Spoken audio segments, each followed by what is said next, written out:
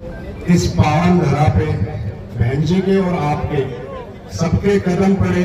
मैं नमस्कार करता हूँ, नमन करता हूँ आपको सर झुका के कि आप सब लोगों ने आज बहन जी के आगमन पर इतना भारी संख्या में आप लोग आए। आपका प्रेम देख के मैं क्या कहूँ, ये मेरे शब्द कम पड़ रहे हैं, लेकिन आपने बहन जी के सम्मान में जो आज आप यहाँ इकट्ठे होंगे जो सम्मान कर रहे हैं, मैं तहे दिल से आपका शुक्रगुजार हूँ। हमारे माननीय विधायक लक्ष्मण सिंह यादव जी, हमारे जिला अध्यक्ष वंदना कौर जी, हमारे विधायक अनिल यादव जी, चेयरमैन पूनम यादव जी, और मंच पर बैठे और बहुत हमारे पार्टी के और साहब के संगठन के बहुत मौजूद लोग जो यहाँ पे आज आए हैं, मैं इनका तहे दिल से धन्यवाद करता हूँ, अभिनंदन करता हूँ, स्वागत करता हूँ। कहना वैसे तो दीपक दिखाने वाला होगा, लेकिन 2012-13 से जब से बहन जी ने हम मुलाकात हुई, बहन जी ने काम शुरू किया, तब से हमारी एक ही सोच रही कि इस इलाके को आने वाले भविष्य का नेता मिले। आजकल कई सभाओं में पीछे मैंने सुना था, एक आध पहले भी कहते आए हैं लोग कि इस इलाके को नेतृत्व की कमी महसूस होती थी। राव साहब के बाद किसकी तरफ देखे हम? तो ये मेरे जैसे साथी, मैं कोई राजनीति करने नहीं आया, न एमएलए बन जाया, न एमपी बन जाया, न मैं कोई चपरासी बन जाया। मैं तो सिर्फ ये सोच के आया था इस अहीरवाल को किसी नेता की जरूरत है। जब राव साहब हुड्डा साहब से खिलाफ होकर चले तो मेरी समझ में आया ये आदमी है जो इस इलाके का नाम और इस इलाके की हिमायत कर सकता है, इसी आदमी के साथ लगना चाहिए। यही आदमी है जो इस इलाके की आन बान शान को बचा सकता है। क्योंकि पिछले बहुत से सालों से, 50 साल से आजादी हमने पहले ली थी, 75 साल हो गए, 50 पहले हो गए थे, 50 साल से हमेशा राज उन लोगों को कहा रहा जिन्होंने लूटा ही लूटा हमें। पहली बार एक किरण दिखी थी हमें 2014 में, एक राव इंद्रजीत सिंह एक करवट लेके आए थे कि अब की बार इस इलाके की लड़ाई लड़नी है।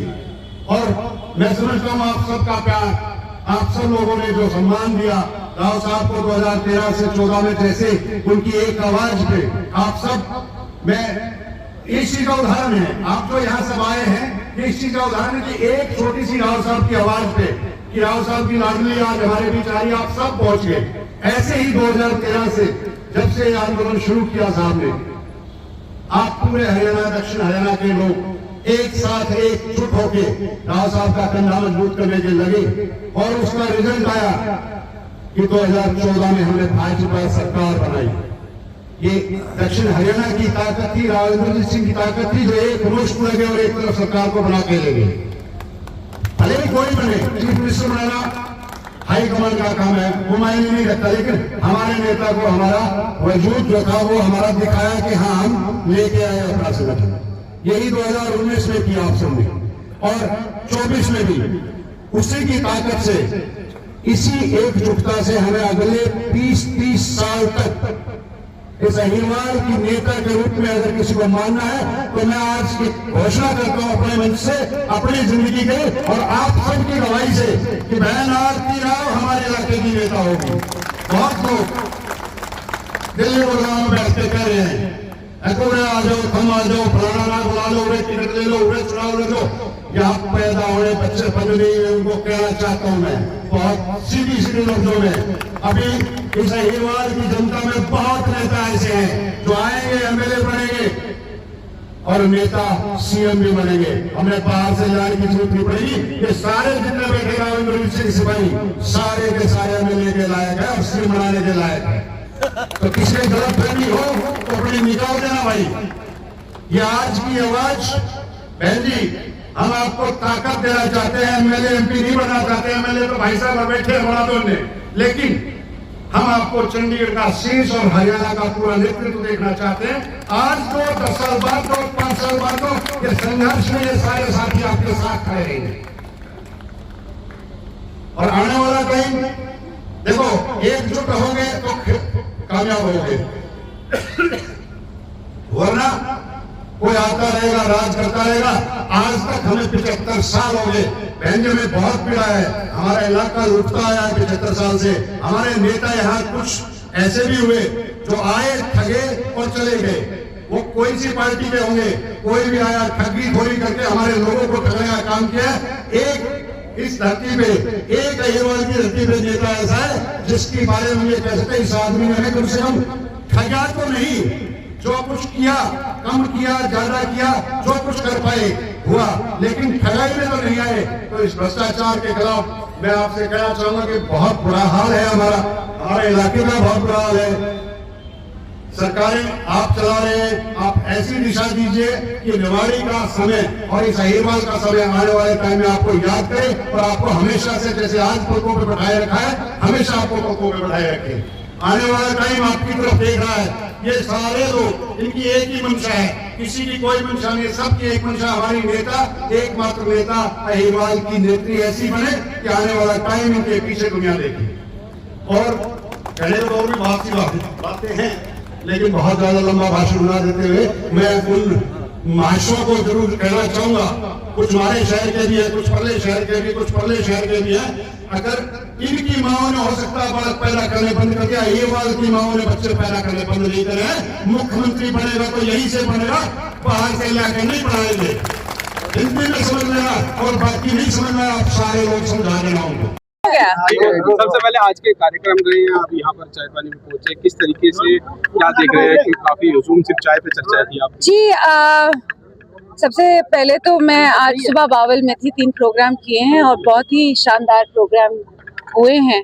एक गांव में प्रोग्राम था भांडोर में, 2 चाय थी और जो जन सैलाब चाय पे आया है उसको देख के मैं बहुत ही कृतज्ञ अपने आप को महसूस करती हूँ। और साथ साथ आज शाम को रेवाड़ी पहुंचे हैं हम सुनील मूसेपुर जी के आवास पर, और उन्होंने भी इतना बड़ा जन सैलाब आज खड़ा किया है इस चाय पर। चाय मैं पीती नहीं हूँ मगर चर्चा करने जरूर पहुंची हूँ। आज कॉफी पे चर्चा होती है। हाँ जी, इलेक्शन मोड पे भी काफी नजर आ रहे हैं, कल पीजीआई भी जाना हुआ आपका, लेकिन रेवाड़ी की अगर बात करें तो ऊपर पानी की टंकी में कीड़े नजर आ रहे हैं पानी में, और अलग अलग डॉक्टर के अलग अलग बयान, मतलब जनता से नहीं। मैंने इंक्वायरी करवाई थी इसके बारे में। सबसे पहले तो ये जो टंकी थी वो फायर इस बारे में फायर ऑफिसर से भी बात की गई है कि उसका बेसमेंट से लेना देना होता है, ऊपर की टंकी से नहीं। गुमराह किया जा रहा है, टंकी से फायर की गाड़ियां में पानी जाए। तो वही तो मैंने इंक्वायरी बैठा दी है इस पे कि ये कैसे हो रहा है। ढक्कन क्यों नहीं थे उसके ऊपर? अगर ढक्कन नहीं थे, मेरे को बोला गया कि अब पिछले 2-3 दिन पहले एक बड़ा सा तूफान आया था और ढक्कन हवा से उड़ गए। तो अगर पहले उड़े बाद में उड़े, मैं इंक्वायरी करा रही हूँ कि जो भी है, और आगे से ऐसी बात मुझे आगे नहीं मिलनी चाहिए।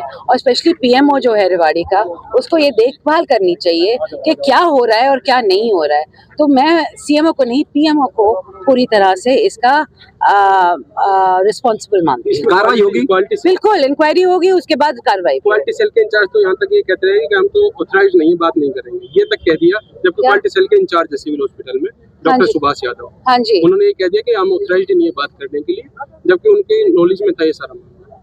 ये मेरे को नहीं मालूम। आप आज हेल्थ मिनिस्टर से बात करें, ऑथराइज पीएमओ होना चाहिए बिल्कुल, क्योंकि अगर सिविल अस्पताल का कोई रिस्पॉन्सिबल है तो वो पीएमओ होता है सबसे पहले। तो उनको बात करनी चाहिए थी, हम उनको अपना ये जो पूरी चीज़ है इसको स्पष्ट करना चाहिए था। आज के दिन जो मैंने मांगी है इंक्वायरी, वो सीएमओ की तरफ से आई है। तो पीएमओ से मैं मीटिंग करूंगी और पूछूंगी क्यों हो रहा है और कैसे हो रहा है। मैं जी अभी सुनील भाई साहब भी कह रहे थे कि अहिरवाल से ही नेता बनेगा, सीएम बनेगा। राव नरबीर ने कहा कि मुख्यमंत्री जी आप चुनाव लड़ लो, आपका क्या मानना है? क्या अहिरवाल में ऐसा कोई नेता नहीं है, उन बच्चे नहीं कि विधायक और सीएम बन सकते हैं? सवाल मेरे से पूछ लियो। बहन जी को बताने दो आप। नहीं जी, इस बयानबाजी में मैं बीच में आना नहीं चाहती। जो लोगों का जो दिल में है वो वैसे ही जुबान पे आज के दिन है, मुझे उसको दोहराने की जरूरत नहीं है। आगे अगला क्वेश्चन। नहीं, क्या ये माने कि कोई कुव्वत नहीं है? आप विधायक है, मंत्री है, क्या आप सीएम नहीं बन सकते? यस और नो? नहीं, मैंने कब कहा कि मैं सीएम नहीं बन सकती। मैं जरूर, देखो, आप अगर कोई नेता बनता है और कोई आगे चलकर चलता है तो सबको मंजिल पाने की ख्वाहिश होती है। मंजिल मिले ना मिले वो अलग बात होती है। तो मंजिल पाने की ख्वाहिश में ही तो आगे बढ़ता है कोई भी। तो कहाँ तक वो मंजिल मिलती है वो किस्मत और भगवान के ऊपर छोड़ा है।